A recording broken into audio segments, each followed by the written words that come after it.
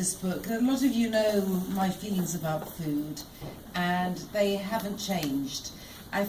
For me, food is a conversation, and when I write about food, I don't want it to be just the formula of a recipe. I mean, the recipe has to work. I mean, I feel this about any cookbook I buy, that the recipe absolutely has to be reliable and has to work, but at the same time, I like to feel I'm in the company of someone. I want to feel I'm being engaged by an intelligence, a person, and really I want to hear a voice. And a lot of people always say to me, and if any of you are aspiring food writers, I have to say, the thing I'm asked so often is, what tips would you give to someone who wants to be a food writer? And that tip, you obviously do, you look like you do when I said that, which is cook your own food and speak in your own voice. And that's, in a way, the same with the rest of life. And one of the things I do say again and again, and I stick by it, which is whatever is true in the kitchen is true out of the kitchen.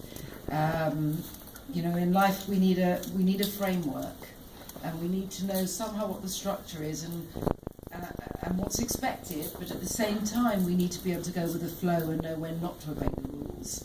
And that's how cooking is, and that's how life is. And in one of my books, my second book, I called a recipe, and it was right to call the recipe this, but nevertheless I called the recipe Easy Almond Cake. Now, we all have our flaws, and my flaws are impatience and also bad at authority. So even though my own recipe said, let cool in the tin, when we were doing the photographs, I took it out too soon, it broke.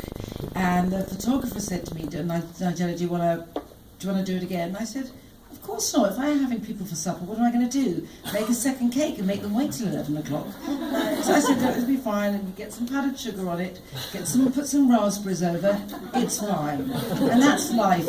If you can't cope with a broken or cracked cake, you're going to find life incredibly difficult. And also, that actually it's not the mistake, it's where you go from there. And I think these things are important. And I realise I'm not talking about my book or the recipes, but that's because I feel that recipe writing and cooking has been so taken over by the professional chef. And I admire great chefs, and I like eating their food, as long as there's no foam involved. But what I think is that the home cook is cooking real food. And the story of us is the food we cook in our homes, and I don't have skills. And when I did the taste, Ludo, who I love, but would try and terrorise me by standing like that, Nigella, as I was chopping things badly. But the point is, you don't need to be able to chop well to cook a good supper. When you run a restaurant, every 2 minutes you go behind is going to make people wait.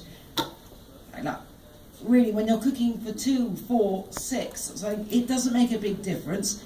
If a bit of carrot rolls on the floor, it's not the end of the world. What? Get a dog. Well, we'll just pick it up. Sometimes